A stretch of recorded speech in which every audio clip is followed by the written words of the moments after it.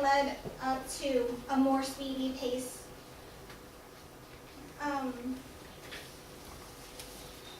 That created a vivid image. Metaphors allowed Martin Luther King to establish concrete images and emotions that appeal to his audience. For example, when he said, "Now's the time to rise from the dark and desolate valley of segregation to the sunlit path of racial justice," it started a frenzy. People cheered and clapped with great emotion. He made it a union. It was a all for one and one for all scenario. King understood what would excite his audience and have them be a part of the movement. He emphasized races by repeating at the beginning of sentences and repeated theme words throughout the speech, such as, "Now's the time," "We can never be satisfied," "I have a dream," "With this faith," and "Let freedom ring." These key phrases tell much of King's story. Through repetition, and these phrases are more memorable. These key theme words were used: we, freedom, our, and nation. These words help make a connection with the audience and soon would help stop segregation. Through his poetic use of words with metaphors, short phrases, and use of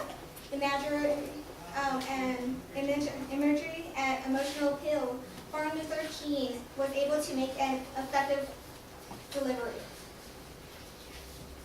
Now I'll talk about how his speaking ability inspires us.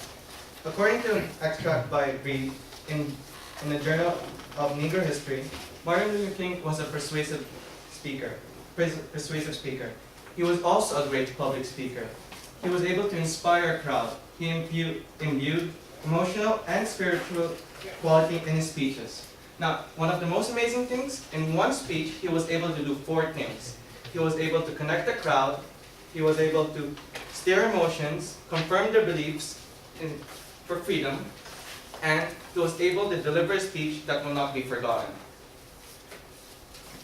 Today, we have talked about the reasons we chose him, the significance of his speeches, his communication skills, and the inspiration we get from his speeches. I would like to remind everyone that Martin Luther King was a great persuasive speaker. And because of him, he changed the American society and the world we live in. Because of him, now we have equality. At least most of us have equality. I hope you learned something from our speech. Other than speaking confidently, I hope you learn to fight for the things you believe in. I hope, no matter how ridiculous it may be, I hope you fight for it. It was said like 100 years ago that the day a black man became president, pigs would fly. And oh my gosh, guess what? Barack Obama is president. And guess what? We got swine flu. and I would like to end my speech in a quote. I have a dream that one day, even the state of Mississippi, a desert state sweltering with the heat of injustice and oppression, will be transformed into an oasis of freedom and justice. I have a dream that my 4 children will one day live in a nation where they will not be judged by the color of their skin, but by the content of their character.